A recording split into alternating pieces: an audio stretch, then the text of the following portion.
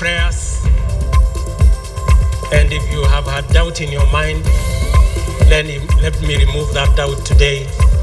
Your prayers have been answered. Ruto prepares to leave for the ICC a day after an AU resolution to snub the Hague court. The event that we do not seem to be cooperating, if we use those words, with the ICC will face certain consequences. Kenya's dilemma. Just what are the consequences of snubbing the ICC?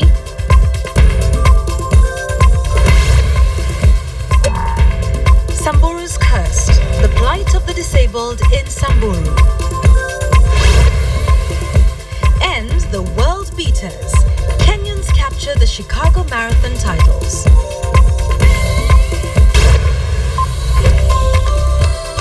You are watching KTN Weekend Prime.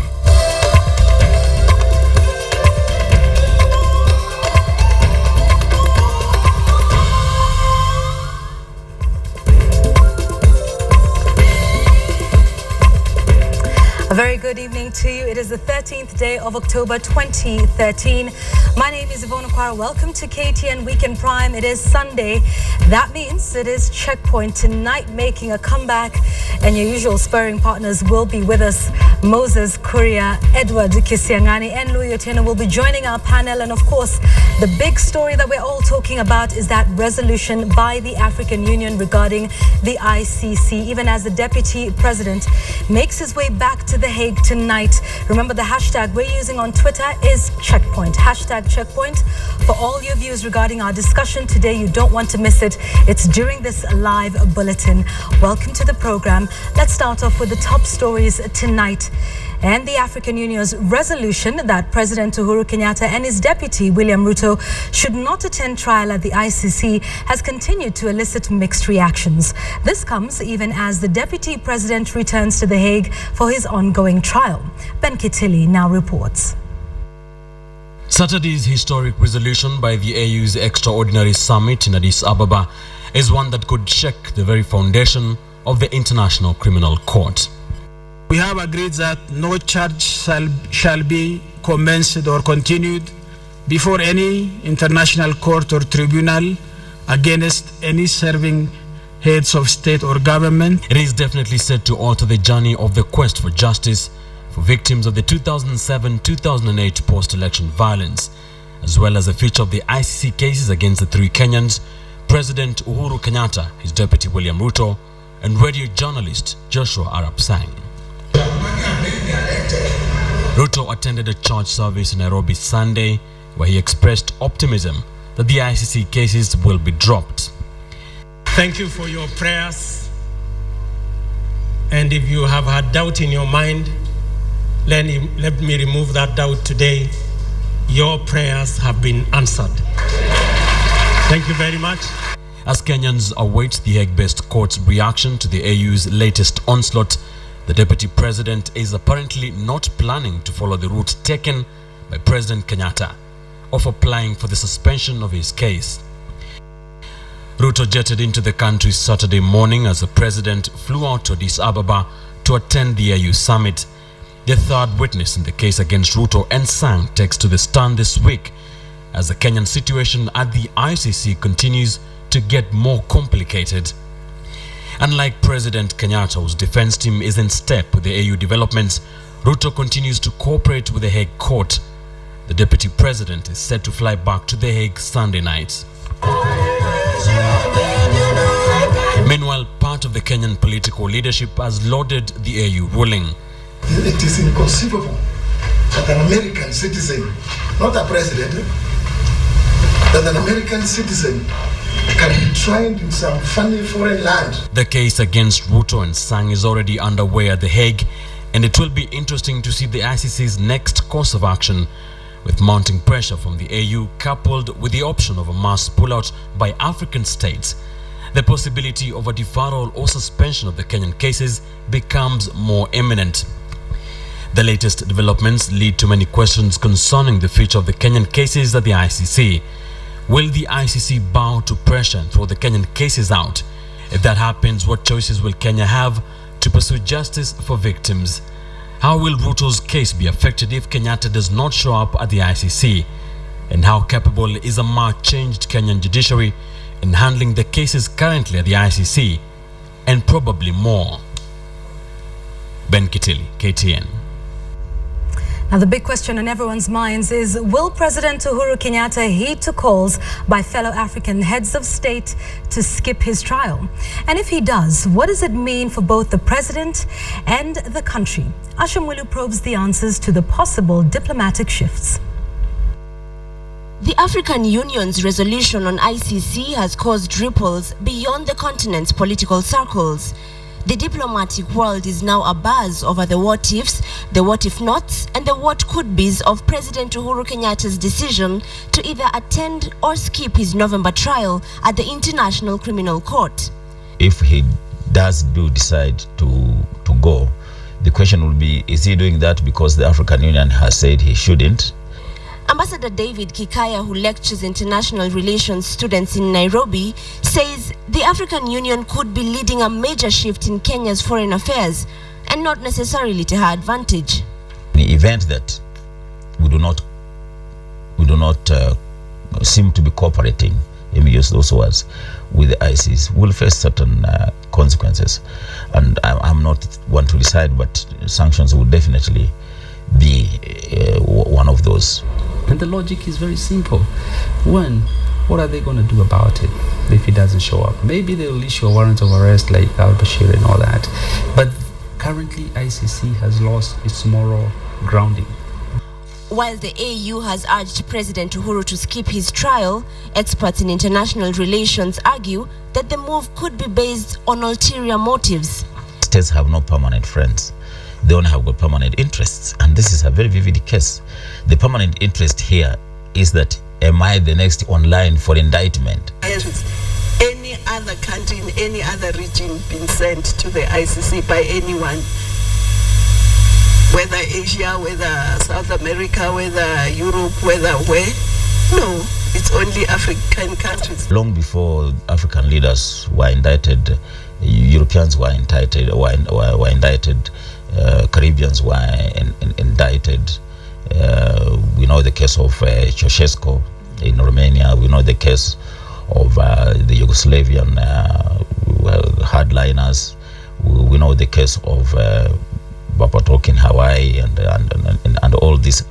At the heads of state special sitting in Addis Ababa, the AU unanimously voted that no sitting head of state should face trial at the ICC. Nonetheless, the union failed to garner enough support to have all 34 African signatories to the Rome Statute withdraw from the International Criminal Court.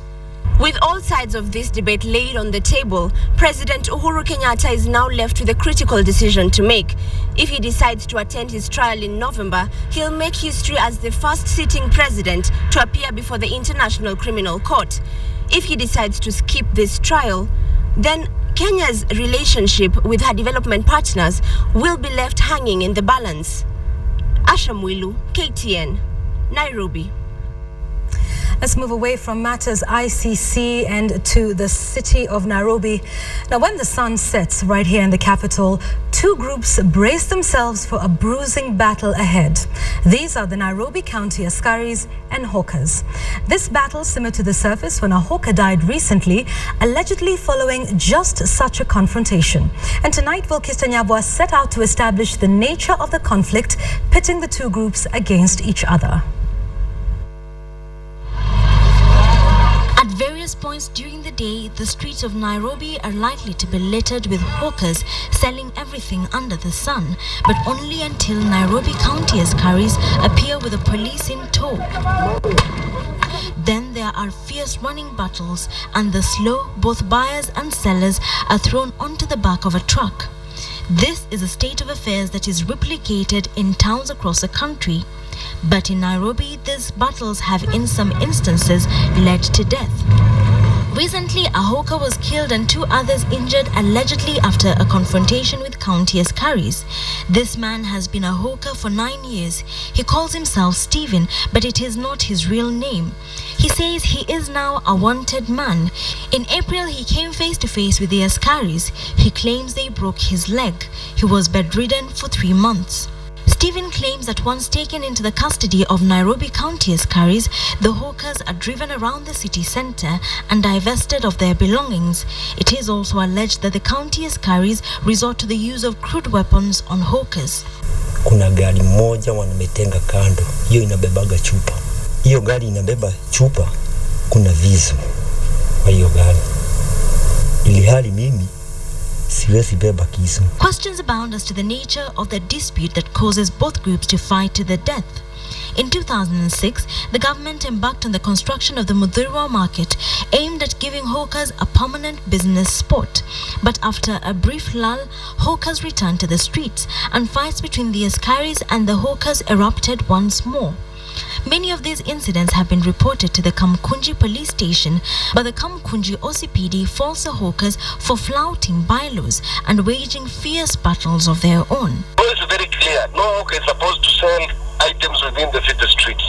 And the city council are supposed to remove them, to enforce that law. That should any hawker operate within the city center, then they stand to be arrested. Questions also abound as to how far the law allows the askaris to go to fulfill their mandate. As the fights continue, they have extended their working hours so that as the day ends, the hawkers anticipate fierce battles that begin once darkness falls. Wilkiston Abwa, KTN. Now to an interesting story that you might want to be very watchful for. Parents are being warned to take extra care in their choice of toys for their children. Experts warn that some toys are dangerous, that they can even cause the death of a child. Sharma Manyu sheds more light on this worrying scenario. Toys are a child's best friend. Not only do they offer positive distraction, but they also help in his cognitive, social, and physical development. However, it is emerging that some of these items now threaten to be a cause for concern. Dr. Michael Mashiro of Tenwek Hospital in Bomet explains why. Over the past few weeks, we have been seeing a number of children who have been presenting to our facility having aspirated pieces of toys. These are locally available toys in the dukas and kiosks. You have probably seen a toy such as this. A simple contraption that can threaten a child's life. Because of the hole in the middle, they're able to keep breathing, which essentially saves their lives. If this thing goes down sideways, it could lead to their death immediately. And we have not seen that yet, but I would anticipate if this keeps going, we will see that at some point. 9-year-old George Aoko is currently receiving treatment at the hospital after choking from a part of his rubber toy. George is just one of more than 6 cases the hospital has received of toy-related injuries. Most of these children are between the age of 5 to 7 years. They are older toddlers, older children, and we've seen more boys. They've all been boys. Apart from the immediate danger posed by certain toys, there has also been concern over the presence of toxic chemicals in some toys. Researchers indicate that lead is the most common toxic metal present in children's toys, mostly through lead-based paints. Lead, which can be ingested, inhaled, or absorbed by the skin, can cause mental retardation, learning difficulties, lower intelligent quotient scores, growth delays, behavioral problems, as well as anemia, hearing loss, and kidney injuries. Other toxic components present in some plastic toys include phthalates and bisphenol A or BPA, a group of chemical compounds typically added to plastics to increase their softness and flexibility. Studies have linked BPA to the disruption of hormone function, increased breast and prostate cancer cell growth, early puberty, and obesity in humans. Lucy Wanjohi, a director at Eco Toys Kenya, explains why it is important for parents to confirm how safe the toys they buy are for their children. By the time you get home and the child takes it, they're already grasping it, putting some parts of into the mouth, handling, and by the time you realize that that whole toy room, the negative effects it will have had, that child will already have overcome them. But then the period which he used those kind of toys is the one that brought out all many other after effects that you never even realized. In the wake of these concerns, many governments institute tight regulations for the toy industry, with the European Union and Canada having banned BPA use in baby bottles. We contacted the Kenya Bureau of Standards in a bid to find out what standardization measures are in place to regulate the toys that are allowed in the market. But by the time of airing the news story, there was no response from the regulation body. The issue of toy safety, though a global concern, is one that has yet to take root in Kenya. The recent several reported cases, as well as unreported ones, clearly indicate that it is time to begin this conversation. Sharon Momanyi, KTN, Nairobi. Indeed, do be very, very careful with the toys that you get for your children. Now, a family of 5 in Samburu has been ostracized for the members' physical disabilities. Apparently, the Samburu consider a physical disability as a result of a sin. Modern Samburus, however, dismiss this aspect of their culture as oppressive and retrogressive. Deep in Samburu land is a family living in isolation. The Leshingia family, comprising 5 members, all bearing one form of physical disability or another. The family is a victim of the decades-old Samburu culture that considers disability a result of sin. Those affected are banished from the community, allegedly to spare the rest of the community the wrath of the gods. Ltuda is a 52-year-old widow. She is blind. Her 4 sons are also persons with disabilities. They are 22-year-old Lemama, 19-year-old Simon, 16-year-old Loitemu, and Tubukwa, who is 13 years old. Life has definitely not been a bed of roses to the family, who for years now have been left exposed to the vagaries of nature in one of Kenya's most hostile terrains. Poverty and stigma following them everywhere. The family's plea is for the most basic: food, shelter, and medication. But with livestock being the symbol of wealth among the Samburu, this family's greatest wish is to own some. Nataka nisaidieni mbuzi na ng'ombe na hata mama yangu wasaidieni na kitu yote kwa sababu kupopu ye. The Samburu's social norms do not allow others to visit a family such as the Leshingias or assist them, as it is considered a curse. Kaunti yetu kama Samburu, sisi kama Samburu, sisi na dharau walemavu, nasema watu kama hiyo kama laana. But this family is not the only one here. At Mararal District Hospital is Josephine Lochombira, a 53-year-old mother of 7. She was rescued at Ndonyo Wasin in Samburu East after being ostracized for 12 years. Josephine experienced complications as she delivered her last-born child, a near-death experience that left her partially paralyzed. And with that, her fate was sealed. She was abandoned under a tree to wait for her death. Some of her children are now all grown up and married, but she says they dare not check on their mother. Sasa mzee yake anatoroka tu nyumbani. Akikuja anauliza ile ngoki hajakufa. Ian Wafula, KTN. Residents of Nyatike in Migori County today staged a demonstration in protest against the government's alleged delay to issue squatters with title deeds. Here's KTN's Fredo Mulo with that story. Since 1932, when the colonial government started systematically dispossessing residents here of their land, Makalda residents have not been at ease. Our town here, Nyatike, is behind because no person was allowed to erect any structure. If you begin erecting a structure, you are then forced to leave the structure. There's a lot of frustration due to landless people staying around. The 6,000-hectare parcel was leased for 50 years to a gold mining firm, an arrangement that lapsed in 1982. Nicholas Owiti, a World War II veteran, came back from a tour of duty in North Africa and Southeast Asia, only to find himself landless, which he says influenced his decision to join the Mau Mau War for independence. Bado kupata hata kitu chochote, ile pesa ile ilikuwa nakatwa. Mimi iko na file mingi ile ambayo walikuwa kama nikipata pesa na kata mimi bado yuko naye nakaa naye hapa. To add insult to injury, he was never compensated for his war efforts, lost land or freedom fighting role.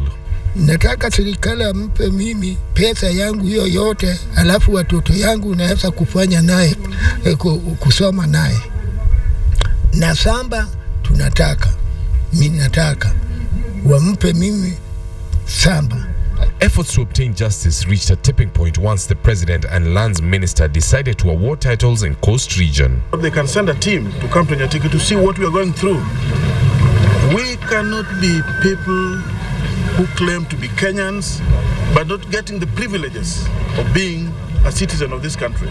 The government surveyed the land in 1995 and claims it is still in the process of preparing the titles 18 years later. Meanwhile, 10,000 residents here and thousands more around the constituency continue to wallow in poverty, unable to access credit due to a lack of title deeds and living as squatters in their own land. For KTN Prime, I am Fred Omulo.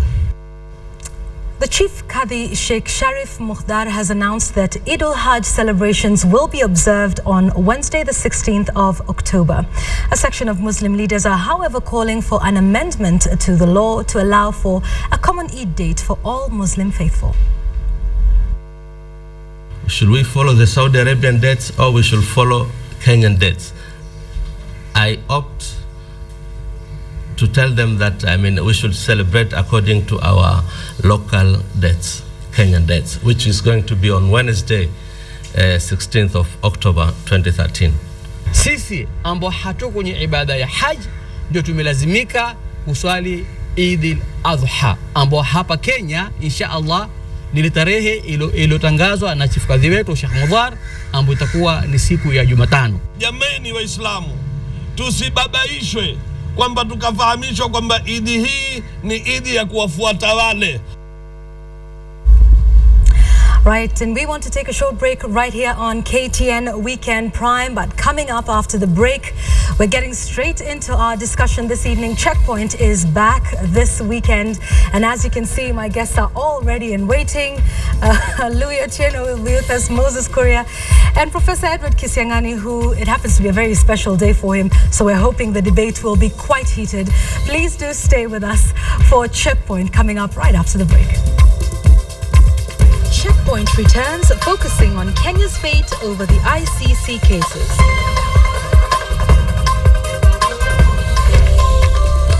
You are watching KTN Weekend Prime.